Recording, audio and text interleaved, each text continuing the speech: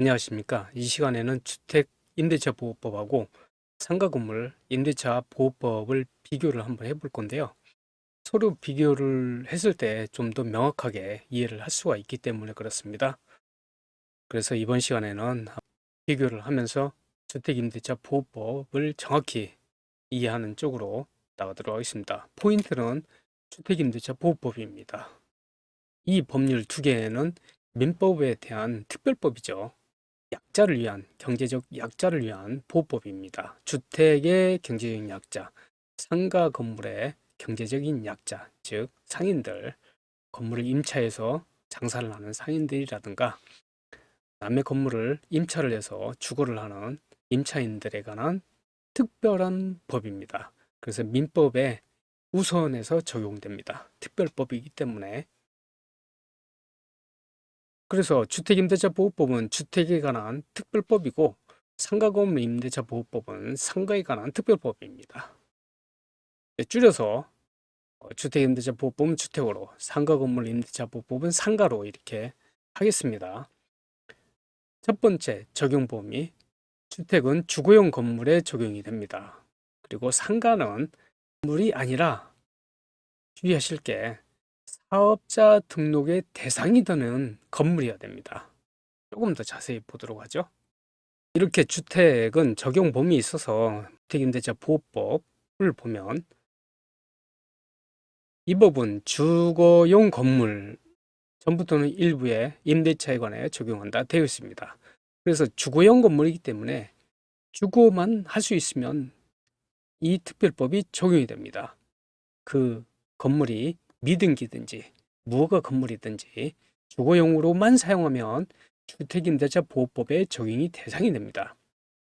물론 이 점포라든가 사무실, 즉 저희들이 근린 생활 시설인데 뭐 근생 건물이라고 이렇게 표현을 하죠. 줄여서 이런 근생 건물, 즉 사무실 등 이렇게 건축 허가가 나와 있는 것도 용도 변경을 해서, 물론 적법한 용도 변경이 아닌 그냥 무단으로 용도 변경을 해서 취사 시설 들이고 욕실 들여놓고 해서 주거용으로 사용하면 이러한 주임법의 적용이 대상이 됩니다. 즉 일체 따질 것 없이 사람이 살면 이 주택임대차 보호법의 적용이 대상이 된다는 겁니다. 여기에 대비해서 이 상가 같은 경우, 주택이고요. 상가 같은 경우에는 아까 말씀드렸듯이 사업자 등록의 대상이 되는 건물이어야 됩니다. 그리고 또한 이 금액에 대한 제한이 있습니다. 이 보증금 상가하게 되면 이 보증금하고 월세가 있죠. 그래서 월세 곱하기 100을 합친 건데 이 금액 범위 내야지 상가 건물 임대차 보호법에 적용을 해줍니다. 서울특별시에서는 9억 원 이하, 기타 과밀익재권여 부산 같은 경우는 6억 9천만 원 이하, 이렇게 이 범위가 정해져 있습니다. 너무 예를 들어서 뭐 20억을 보증금으로 세를 들여서 장사를 하는 이런 분 같은 경우에는 부자라는 이야기예요. 돈이 많으니 특별히 보호할 필요성이 없다라고 하는 거예요. 이거는 돈이 없는 서민을 위한 경제적 약자인 서민을 위한 보호법이거든요. 그래서 상가건물 임대차 보호법의 적용을 무조건 해준 게 아니라 일정한 보증 금액 이하여야 돼요. 이렇게 서울특별시는 9억 원, 과밀억제권역 부산 여기는 6억 9천, 그리고 광역시는 5억 4천. 뭐 대전광역시 같은 경우 상가건물 임대차 보호법에 적용을 받으려면 5억 4천만 원 이하여야 되겠죠. 그 밖의 지역은, 여기에 해당하지 않는 그 밖의 지역은 3억 7천만 원 이하여야지 상가건물 임대차 보호법 상인법에 적용을 해줍니다. 그런데 일정하게 이 금액을, 이런 보증금을 초과하는 경우에도 보호해주는 경우가 있어요. 상인법의 일부 법 적용을 받는 경우가 있습니다. 이거는 그때그때 만약에 보증금을 초과하는 상인이다 한다면은 법조문을 일일이 좀 찾아보셔야 될 거예요. 예를 들어서 대항력이라든가 계약갱신 요구권 등 일부는 초과하더라도 상인법에 적용을 해줍니다. 두 번째는 대항력 요건입니다. 대항력 요건, 대항력하고 대항력 요건은 다른 개념입니다.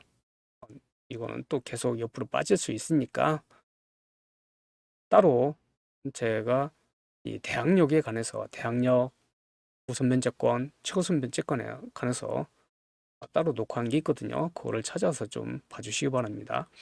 우선 대항력 요건, 즉 우리는 흔히 그냥 대항력이라고 그래요. 그 요건은 인도와 즉 뭐 점유라고도 표현을 하죠. 그리고 주민등록을 마친 때 이건 전입신고라고 하고 이 두 개를 한 때는 대항력 요건이 충족이 되는 거예요.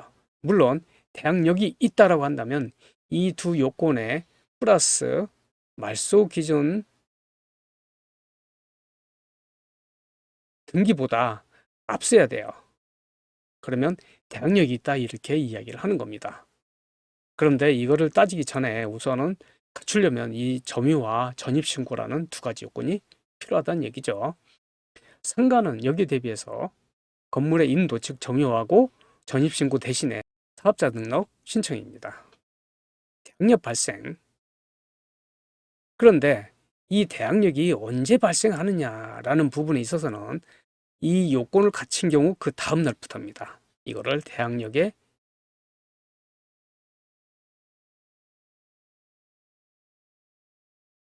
이길 규정이라고 그래요. 물론 상가 건물임대차보호법 상인법 같은 경우에도 다음 날부터입니다. 이건 똑같습니다. 여기까지 좀 보고 좀 자세히 설명을 한 번 더 할게요. 우선 변제권은 이 대항력 요건에 플러스 확정일자까지 있어야 됩니다. 이 대항력은 아까 점유, 전입신고라고 그랬죠. 그래서 우선 변제권이 발생하려면 세 가지 조건이 필요하죠. 점유, 전입신고 플러스 확정일자 이 세 가지가 충족이 돼야지 우선 변제권이 발생을 합니다. 우선 변제권은 경매가 생겼을 때에 배당금에서 내가 우선적으로 찾아올 수 있는 그 순위를 정하는 일자죠. 뭐 상위법 같은 경우도 마찬가지예요. 대항력 플러스 확정일자가 필요합니다. 현선 보증금 그 서울특별시 같은 경우는 9억 원을 초과하는 경우에는 아까 대항력은 보호를 적용을 받는다고 그랬는데 우선 변제권은 보호를 해주지 않습니다. 그래서 필요에 따라서 만약에 환산 보증금을 초과하는 상인 같은 경우에는 조문을 좀 찾아보셔야 됩니다. 확정일자 부여 기간입니다. 물론 가장 간단히 저희들은 주민자치센터에 가서 하시면 되죠. 근데 상가는 세무서 가서 합니다. 소액보증금. 우선 대항력이 없으면 내 보증금을, 전세보증금을 찾아올 확률이 적어요. 그런데 그렇게 되면 한 푼도 못 보고 쫓겨나면 서민의 주거생활 안정에 심각한 문제가 생길 수 있죠. 그래서 그런 경우에도 일정한 금액 소액 같은 경우에는 보호를 해주자라는 취지입니다. 하물며 월세를 살더라도 일정한 100만 원이든 1000만 원이든 보증금이 필요하죠. 몇백만 원이더라도 그거라도 좀 해주자라는 거예요. 그런데 배당금에서 전부 주는 게 아니라 주택가액, 대지를 포함한 주택가액의 2분의 1 범위, 반절 범위에서 상가도 마찬가지고요. 그런데 일정한 소액 보증금의 요건도 있는데 이것도 또한 너무 보증금이 많으면 부자라고 생각해서 보호를 안 해줘요. 그래서 일정한 지역에 따라서 일정한 보증금이 적어야 돼요. 예를 들어서 현재 서울시 같은 경우에는 1억 6,500만 원을 넘으면 안 돼요. 보증금이. 그랬을 때 얼마까지 해주냐? 5,500만 원까지 먼저 배당을 해준다는 얘기입니다. 상가 같은 경우에는 서울시 같은 경우 보증금이 6,500만 원 이하인 상가에 대해서 2,200만 원까지 우선 배당을 해줍니다. 이러한 소액 보증금은 환산 보증금은 아니에요. 순수하게 보증금입니다. 예를 들어서 서울에서 현재 보증금 1억에 월세 100만 원에 거주를 하고 있는 임차인이 있다고 보죠. 그럼 현재 보면은 이 서울시 같은 경우 1억 6,500만 원 보증금 이하라고 그랬죠. 그래서 해당되죠. 그래서 문제가 생겼을 때 현재라는 조건이 있습니다. 현재. 근저당권이 현재라는 의미가 있는데 조금 더 살펴볼게요. 더. 보증금 1억이기 때문에 이 사람은 대항력이 없더라도 5,500만 원까지 우선 변제를 배당을 받을 수 있어요. 5,500만 원을 건질 수가 있다는 얘기입니다. 그런데 이걸 환산 보증금이라고 표현을 한다면 이거 100만 원에 곱하기 100을 해야 되죠. 그럼 1억이죠. 합쳐서 하면은 플러스 2억이 되는 거죠. 그럼 2억은 1억 6,500만 원을 초과하지 않습니까? 그럼 보호가 안 되는 거죠. 그래서 환산 보증금이냐 아니냐라는 그런 차이점이 있죠. 보호를 받느냐 아니냐. 그런데 소액 보증금을 따질 때는 환산 보증금을 따지지 않습니다. 보증금만 따집니다. 여기서 대항력 발생에 있어서 다음 날부터라고 그랬죠. 이게 대항력의 이길 규정이라고 그러는데 여기에 관해서 좀 더 살펴보겠습니다. 대항력의 이길 규정에 관해서 간단히 살펴보겠습니다. 이거를 최근에 전세 사기가 엄청나게 나오고 있죠. 제가 전세 사기 수법을 분류한 것만 해도 12가지가 되는데 그 중에 하나입니다. 대항력의 이길 규정을 이용한 전세 사기입니다. 예를 들어서 이 임차인이 요새 전세 사기가 심하기 때문에 그분은 신중하게 한다고 해서 등기부등본을 수시로 확인했어요. 주택을 먼저 알아볼 때부터 시작을 해서 계약금을 넣을 때도 확인해보고 하물며 마지막에 잔금을 치를 때도 등기부등본을 확인했어요. 그래서 은행 대출이 그때까지 없는 것까지 확인하고 잔금을 치렀습니다. 그런데 이 며칠에 보니까 등기부등본을 보니까 잔금일에 없던 은행 대출이 선수로 등재가 되어 있어요. 이런 일이 발생을 했습니다. 이게 전세 사기죠. 대항력의 이길 규정을 이용한 전세 사기입니다. 그 사기꾼이 이렇게 합니다. 물론 이 임대인이 대놓고 사기치려고 하는 건데요. 잔금 치르는 날을 7월 7일이라고 해보죠. 그래서 잔금을 치르면 우선 임차인 같은 경우에는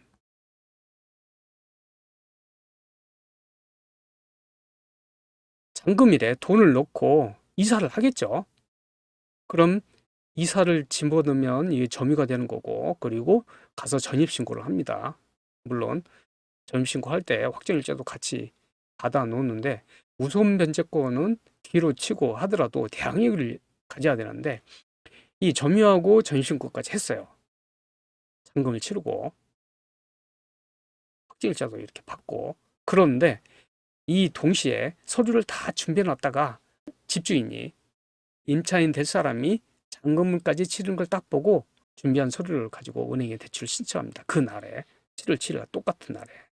그럼 결과가 어떻게 되느냐? 이렇게 됩니다. 우선 이 7월 7일 날에 전입신고하고 이 대출 신청을 했어요. 그럼 전입신고 효과는 다음 날이라고 있죠. 이런 대항력은 다음날 0시부터 발생해서 수요일에 발생을 합니다. 즉 8일 날 0시부터 발생을 해요. 그런데 이 대출 같은 경우에는 당일날 발생을 합니다. 당일날.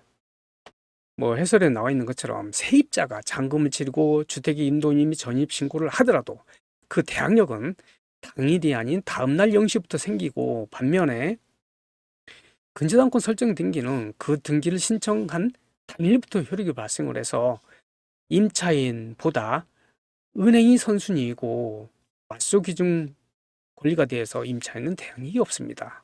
그래서 예를 들어서 시세가 10억짜리 건물에 전세 7억 들어갔어요.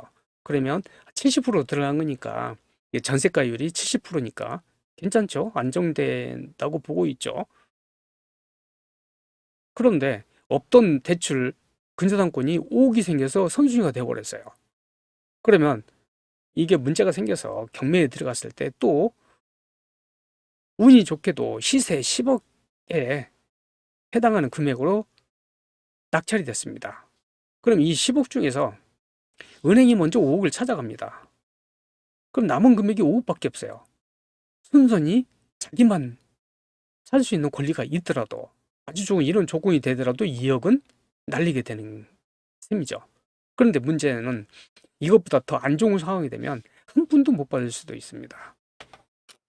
대항력 이길 규정에 대한 법률성은 큰 겁니다. 주임법에 있어서는 3조 1항에 이렇게 나와 있죠. 인도 주민등록을 마친 때에는 그 다음 날부터 제3자에 대해서 효력이 생긴다. 대항력이 이길 규정이죠. 그리고 소유권 이전 등기라든가 근저당권 설정, 즉 대출받아서 하는 경우 등이죠. 이 등기부에 기재가 필요한 것들입니다. 등기부에 기재가 필요한 모든 것들은 언제부터?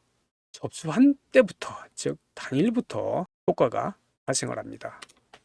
그리고 아까 봤던 소액보증금의 일정한 금액 가치도 같이 보겠습니다. 아까 이 소액보증금 최우선 변제에 관해서도 같이 보도록 하겠습니다. 현재 법조문 보면 이렇게 나와 있습니다. 23년도 2월 21일부터 적용되는 건데 이 기준은 담보물건 기준입니다. 담보물건 설정일을 이야기하는 거예요.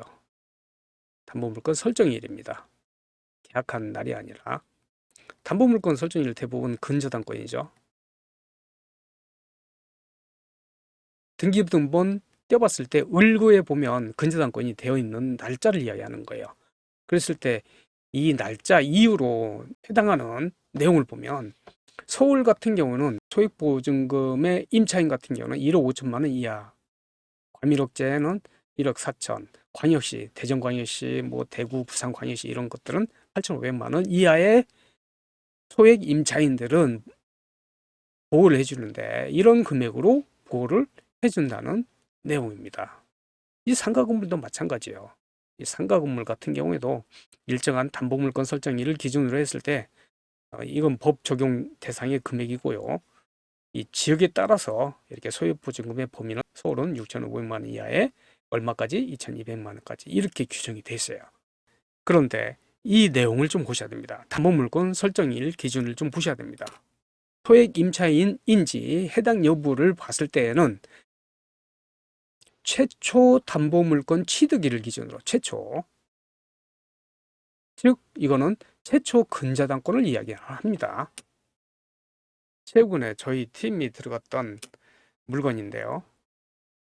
그때 당시에 분석을 했기 때문에 이거 가지고 한번 좀 살펴보겠습니다. 지금은 이렇게 딱 잘 받은 사람이 나오진 않습니다. 지금 개인정보보호법에 의해서 엄격하게 적용되기 전에 옥션원에서 정리한 내용입니다. 이 주소를 보셔야 되는데 시흥시 정왕동 2024-4번지입니다. 이건 시화방조제 바로 옆에요. 건너기 전에 바로 옆에 있는 다가구 주택인데 다가구 주택이죠. 다가구 주택이고 최초에 최저 매각 가격은 한 10억 정도 됐어요. 한 번 유찰되고 두 번 유찰되고 했을 때마다 지금 30%씩 이제 가감이 됐어요. 이 가감 금액도 이 서울 같은 경우는 20%가 저감이 되는데 수원이라든가 뭐 인천 같은 경우는 30% 저감이 되죠. 즉 각 지방 법원마다 틀립니다. 저감이 되는 비율이. 여기서는 수원이기 때문에 30% 이렇게 저감을 해서 한 3차 정도 되니까 이 정도는 한 반절 정도 떨어졌어요. 그래서 수익률이 이 정도는 덤빌만 하다라고 해서 어떤 한 사람이 했어요. 낙찰을 받았어요. 그런데 미납됐습니다. 미납을 한 이유도 있습니다. 아쉬운데요. 이거 미납했으면 이 보증금 10% 들어가는 거 5억 3천이니까 5,300만 원 그냥 날린 거죠. 그리고 다시 재입찰을 해서 딴 사람이 이렇게 낙찰을 받았습니다. 이 사람 같은 경우에는 이미 수익률을 따지는데 이 미납한 금액인 5,300만 원이 금액에 플러스가 된 상태죠. 그래서 수익률이 꽤 더 확실하죠. 이 물건을 기준으로 좀 보겠습니다. 그래서 이 물건을 등기부 등본에 나와 있는 것만 정리를 한 거예요. 옥션원에서 갑구하고 을구하고 섞여서 접수 일자별로 정리한 겁니다. 순서대로. 임차인의 전월세 계약은 등기부 등본에 기재가 안 되죠. 그건 옆으로 빠져 있습니다. 전입신고 날짜 같은 거는 따로 비교를 하셔야 돼요. 대항력이 있느냐 없느냐 그런 부분에 있어서는. 그랬을 때에 지금 최초 근저당권을 찾아야 되는데 위에서부터 이렇게 내려오다 보면 소유권 이전 등이 있고 전세권 있죠. 그 다음에 근저당권이 최초 있습니다. 그리고 또 근저당 가압류 이런 것들이 있어요. 근데 여기서 저희들은 처음에 나타나는 근저당권만 보시면 돼요. 이게 말소 기준 등기이고, 그리고 이걸 기준으로 해서 이 전에 있는 것은 대항력이 있는 거예요. 그리고 이 밑에 있는 것은 대항력이 없습니다. 그래서 소액보증금을 따질 때 이 근저당권 날짜를 따지는 거예요. 계속해서 보시면 주택임대차 보호법 상에 담보물건 설정일을 보면 84년도 6월달 있죠. 이게 최초로 이 규정이 나타나기 시작을 해서 이제 경제가 점점 커지니까 물가도 오르고 하니까 보호되는 금액도 올라야 되겠죠. 보증금도 올라야 되겠고, 그래서 차츰 이렇게 올라갑니다. 이렇게 올라갑니다. 금액들이. 이런 것들이 다 근저당권 설정일이에요. 현재는 이런 날짜가 됐다고 그랬죠. 현재는. 그래서 아까 물건하고 관계됐을 때 이런 경매 절차에서 대항력이 없는 세입자도 있을 거지 않습니까? 그랬을 때 이 물건과 관련해 있어서 대항력이 없는 세입자의 최우선 변제를 해주는 그런 금액의 보증금 범위하고 그리고 금액을 따지려면 이 건물에 사는 세입자, 대항력 없는 세입자 같은 경우에는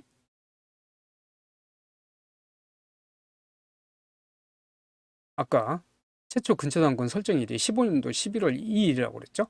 그러면 여기에 해당하는 날짜를 보시면 여기는 이미 아직 안 됐고 이 날짜에 해당합니다. 이 날짜에. 그리고 여기에서 따지는 거예요. 근데 아까 주소가 수원 정왕동이라고 그랬죠? 그래서 여기에 해당하는 게 서울특별시도 아니고 관미역지도 아니고 광역시도 아니고 그 밖의 지역에 해당합니다. 즉 보증금은 4,500만 원 이하의 세입자만 보호를 해줘요. 대항력 없는 세입자만. 그리고 얼마까지? 1,500만 원을 우선 변제를 해줍니다. 근데 이 물건에 있어서 그 세입자들은 보증금이 대부분 3천만 원이더라고요. 이 3천만 원이 가장 많습니다. 그럼 3천만 원 같은 경우는 4,500만 원 이하니까 대상이 되죠. 그래서 이 사람들은 1,500만 원까지 보호를 받습니다. 그래서 무작정 지금 현재 법률을 보니까 이런 금액으로 나와 있다 해서 이런 금액을 보호해준다라는 게 아니에요. 아까 그 물건 지역을 따져보니까 그 밖에 지역에 나오니까 2,500만 원까지 보호를 받아요. 이렇게 상담해주면 안 된다는 얘기입니다. 계속 보도록 하겠습니다. 임대차 기간 같은 경우는 주택은 최대 4년을 보장을 하고 상가 건물은 최대 10년을 보장을 합니다. 이 같이 우선 보겠습니다. 임차인의 계약갱신 요건 보면 임차인은 임대차 기간이 끝나기 6개월 전부터 2개월 전까지 사이에 행사할 수 있어요. 그런데 한 번만 더 행사하죠. 그래서 최대 4년이 보장된다는 얘기입니다. 주택 같은 경우에는. 그런데 상가 같은 경우에는 이 요건도 만료되기 6개월 전부터 1개월 전 사이에 이 차이점 있죠? 주택은 2개월까지, 상가는 1개월 전까지. 그리고 최대 10년이고요. 만약 계약갱신을 거절을 하면 손해본 임차인 같은 경우에는 이런 내용으로 보고를 받습니다. 상가 같은 경우에는 이런 내용 없고 권리금에 관한 내용이 있어요. 권리금 보호 규정이 있습니다. 계속 보고 정리 한번 할게요. 갱신 배제 같은 경우에는 특히 여러 가지가 있는데 차임액에서 차이가 납니다. 주택 같은 경우는 이익이 차임이 연체된 경우는 이런 계약갱신 요건이 없어요. 상가 같은 경우는 3기 차이점 있죠? 3기냐 2기냐. 그런데 저희들이 주택을 얻을 때에 주택임대 사업자의 주택을 얻을 수가 있어요. 주택임대 사업자 같은 경우는 계약을 연장을 할 수 있는 그런 배제 요건이 생깁니다. 묵시갱신은 서로 말을 안 하고 날짜가 지나버렸을 때 그냥 계약이 계속 인정되는 요건이죠. 주택 같은 경우에는 임대인은 6개월 전부터 2개월 전까지, 그리고 임차인은 6개월 전 제한은 없고요. 2개월 전까지만 나 방 뺄래요? 계속 안 살래요? 이렇게 표시를 하면 돼요. 그런데 이런 내용이 없으면 전 임대차와 동일한 조건으로, 존속기한은 2년이고 계약이 된 것으로 봅니다. 근데 서로 불편할 수가 있죠. 서로 잊어버렸을 뿐인데 나는 이번 계약 기간이 끝나면 이 집 나갈 거야 라고 생각을 했는데 말만 못했을 뿐이에요. 그럼 계속 2년을 묶여서 살아야 되느냐라는 겁니다. 그럼 가혹하죠. 그래서 이런 묵시적 갱신이 된 경우에는 언제든지 계약을 해지할 수가 있어요. 이 권리는 임차인만 있습니다. 임차인만 언제든지 해지를 할 수가 있어요. 대신에 임대인한테도 그 공실이 되는 거 방지하기 위해서 대비할 수 있는 시간을 줘야 되겠죠. 그래서 임차인이 통지를 하게 되면 임대인이 그 통지를 받은 날부터 3개월이 지나면 효력이 발생을 합니다. 이런 것도 주의하셔야 돼요. 항상 통지했을 때 임차인이 통지를 했는데 그거를 임대인이 받느냐 안 받느냐, 그런 거, 통지한 거, 이런 내용들이 나중에 문제가 생겼을 때는 증명이 돼야 됩니다. 소송으로 가게 되면은. 그래서 문자를 보내거나 카톡으로 보내거나 아니면 뭐 서로 전화한 거 그거를 뭐 녹음을 해놓던가 이런 증거를 남겨놔야 돼요.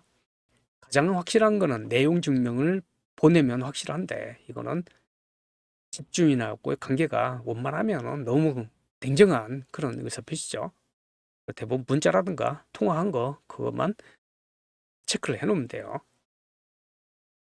근데 여기에 대비해서 이제 상가 같은 경우에는 계약갱신 요건하고 비슷한데요. 상가는 6개월 전부터 1개월 전까지, 계약갱신에 요구가 없으면 전 임대차와 동일한 조건으로 됩니다. 이거는 계약기간은 1년으로 보죠. 주택은 2년으로 보는데 이것도 또한 임차인이 언제든지 해지할 수가 있습니다. 또한 3개월이 지나면 효과가 발생을 하고요. 이거는 뭐 더불어서 깊은 내용인데요. 환산보증금을 초과한 경우에는 묵시적 갱신에 대한 적용 규정이 없어요. 그래서 환산보증금을 초과하는 경우에는 적용이 안 됩니다. 이제 상인법 적용이 안 됩니다. 이건 특별법이죠. 이건 특별법에 적용을 안 받기 때문에 안 받으면 이제 일반법으로 들어갑니다. 일반법이 민법을 이야기하는 거예요. 민법에 관해서 임대차 규정이 있습니다. 그랬을 때 이런 내용이에요. 임대인은 6월, 임차인은 1월 지나면 해지 효력이 발생을 합니다. 이건 너무 깊은 내용이니까 여기까지는 하실 필요는 없어요. 이거 헷갈리니까 정리를 좀 한번 해볼게요. 요구권이 있습니다. 이건 법이 새로 최근에 법이 신설이 된 게 얼마 안 되죠. 주거의 안정을 보호하기 위해서 2년은 너무 짧다 해서 4년으로 올린 거죠.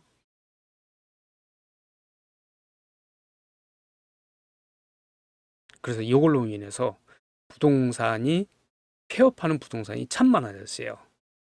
왜냐하면 2년마다 임차인들이 움직여서 중개가 일어나야 되는데 이제는 2년이 아니라 4년마다 일어나게 돼 있어요.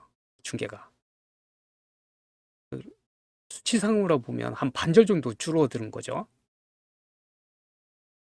그래서 못 견디고 부동산 중개업을 폐업하는, 부동산 중개업을 폐업하는 경우가 많이 생깁니다. 많이 생겼습니다.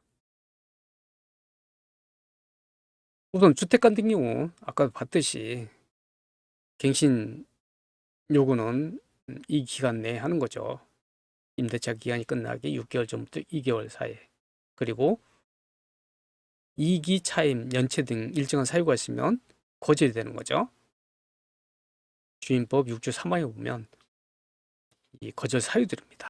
이런 거절 사유들은 상가 건물하고도 비슷합니다. 이러한 계약갱신 요건은 1회 한해서만 행사할 수 있습니다. 그래서 2년 플러스 2년 해서 4년이 된다는 얘기죠. 상가입니다. 상가는 뭐 1년으로 보는 거고, 그리고 기간이 6개월부터 1개월 사이죠. 아까 주택은 2개월이었는데 이건 1개월이고, 그리고 거절 사유가 차임 같은 경우는 3기고 주택은 2기였고, 그리고 최대 임대 기간이 10년이죠. 정리를 한번 해보죠. 주택과 상가를 보시면 주택은 6개월 전부터 2개월 전까지입니다. 상가는 6개월 전부터 1개월 전까지입니다. 이거 차이점 있죠? 그리고 갱신 거절 사유에서 주택은 2기고 차임이, 상가는 3기고, 임대차 보장 기간은 주택은 4년 최대가, 상가는 10년이죠. 무시갱신도 보겠습니다. 무시갱신 주택 같은 경우 임대인하고 임차인하고 다른 점인데요. 임대인 같은 경우는 아까 똑같이 갱신 요건하고 똑같이 6개월 전부터 2개월 사이인데, 임차인은 앞에 6개월은 없어졌죠. 없고 2개월 전까지만 나 안 살겠다라고 표시하면 돼요. 즉 무시갱신 같은 경우에는 임차인은 계약을 체결할 때에 이렇게 계약 기간인 1년만 살 거예요. 1년, 뭐 월세 계약 같은 경우 1년으로 많이 하니까. 그리고 잠깐 임시 직장 파견이 들어와서 1년만 살 겁니다 라고 해서 계약을 맺을 때 의사표시를 해도 돼요. 그럼 무시적 갱신이 안 됩니다. 뜻이 주임법 6조의 이 항을 보시면 무시적 갱신이 됐을 때 임차인은 언제든지 계약을 해지할 수가 있습니다. 그러면 임대인이 통지를 받은 날부터 3개월이 지나면 효력이 발생을 하고요. 상가를 보시면요. 이 묵시적 갱신에서는 이 항인데요. 임대인이 제1항의 기간 동안, 즉 이거의 기간 동안 6개월부터 1개월 사이에 기간 동안에 갱신 거절의 통지 등 이런 것들이 없으면 그 기한이 만료된 때에 전 임대차와 동일한 조건으로 다시 임대한 것으로 봅니다. 이게 상가에 있어서 무시적 갱신에 관한 이야기죠. 그리고 또한 임차인은 언제든지 해지할 수가 있는데 이것도 또한 3개월이 지나면 효력이 발생을 합니다. 이 정리된 거 한번 보죠. 주택하고 상가. 무시적 갱신 방지를 위한 통지기한 보시면 주택은 임대인하고 임차인과 나뉘죠. 임대인은 6개월 전부터 2개월, 임차인은 2개월 전까지. 상가는 임대인, 임차인 똑같습니다. 계약 그 거절 기간 동안이 6개월 전부터 1개월 사이에. 해지권 언제든지 할 수가 있죠. 임차인 해지권. 그리고 통지를 받은 날부터 3개월이 지나면 발생을 합니다. 똑같이. 차임 증액. 차임 증액, 월세 증액 이 부분도 뭐 조금 상담이 자주 들어온 부분이죠.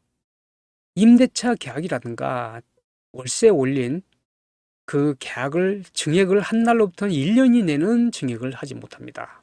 그리고 1년이 넘어서는 할 수가 있는데 5%로 할 수가 있어요. 이거는 또한 상가도 똑같습니다. 1년 이내 하지 못하고 5%로 올리는 거는 똑같습니다. 5% 제한이 있는 것은 똑같습니다.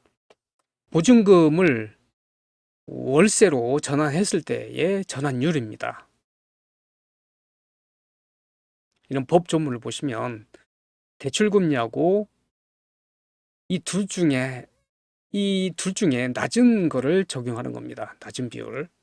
대출금리와 비율은 한 뭐 1할이니까 이 10%예요. 두 번째는 기준금리 2001년도 1월 25일 기준으로 봤을 때 기준금리가 그때는 1%였어요. 그리고 이율은 2%니까 합치면 3%예요. 이게 전환율입니다. 둘 중에 10%냐 3%냐 이게 더 적죠. 그래서 이걸 적용을 해요. 이런 공식은 상가도 마찬가지입니다. 우선 여기부터 보겠습니다. 보증금의 월차임 전환을 보시면 주임법 제7조 2항에 이런 내용이 있습니다. 보증금의 전부 또는 일부를 월 단위의 차임으로 전환하는 경우에는 그 전환되는 금액이 다음 각구 중 낮은 비율로 곱한 월차임의 범위를 초과할 수 없다라고 했어요. 낮은 비율. 그래서 1번이냐 2번이냐 둘 중에 하나. 은행법에 따른 은행에서 적용하는 대출금리와 해당 지역의 경제 여건들을 고려하여 대통령령으로 정한 이 비율이에요. 대통령 시행령을 보면 10% 연일할 이렇게 되어 있습니다. 그리고 두 번째는 한국은행에서 공시한 기준금리의 대통령령으로 정한 이율입니다. 기준금리는 2021년도를 기준으로 했을 때에 1%였고, 그리고 대통령령으로 정한 이율은 연 2%예요. 플러스하면 3%입니다. 즉 10%냐 3%냐 해서 이게 적죠. 이걸 적용하는 거예요. 이걸 가지고 예시를 한번 보시면 국토교통부에서 이거를 이해시키려고 예시를 들었는데요. 전세 5억을 살던 사람이 보증금 3억으로 낮췄어요. 그러면 월세를 얼마를 내야 되느냐라는 겁니다. 그랬을 때에 이렇게 전월세 전환 공식이 있는데요. 전세 보증금에서 월세 보증금 차익 곱하기 전월세 산정률을 곱해줘요. 그리고 월세니까 12개월로 나눕니다. 이러면 나오는 건데, 이거 그대로 대입을 해보면 이게 5억에서 3억으로 줄어들었으니까 차액은 2억이죠. 2억 곱하기 전월세 산정률 3%를 곱한 거를 나누기 12로 하면 월세가 나옵니다. 이렇게 나와요. 그랬을 때 지금 현재 2023년도 11월 1일을 기준으로 봤을 때는 기준금리가 3.5%입니다. 그리고 대통령령으로 정한 이율은 2%예요. 합치면 5.5%죠. 요거를 이에다 곱해주는 겁니다. 여기에다가 똑같이 5억을 3억으로 했을 때에는 월세를 얼마 내느냐 했을 때 이건 또한 차액이 2억이죠. 2억 곱하기 5.5% 곱해야 되겠죠. 5.5% 곱하고 여기서 나온 거를 나누기 12로 하면 월세 91만 6,666원 이렇게 나와요. 물론 요거를 보증금 2억으로 하면 여기다가 3억을 곱해주면 되겠죠.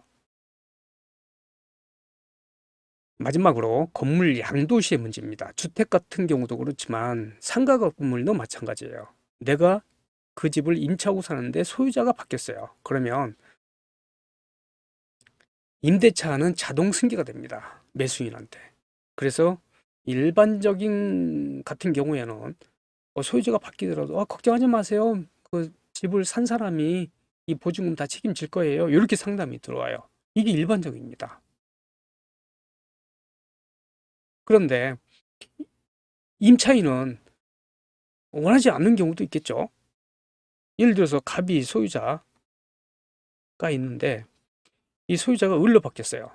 그런데 나는 이 갑이라는 소유자를 보고 계약을 했어요. 여러 가지 봤을 때 집주인 인성도 괜찮고 그리고 보증금 떼일 염려도 없고 안심이 되어서 계약을 했습니다. 그런데 을로 매수자가 바뀌었어요.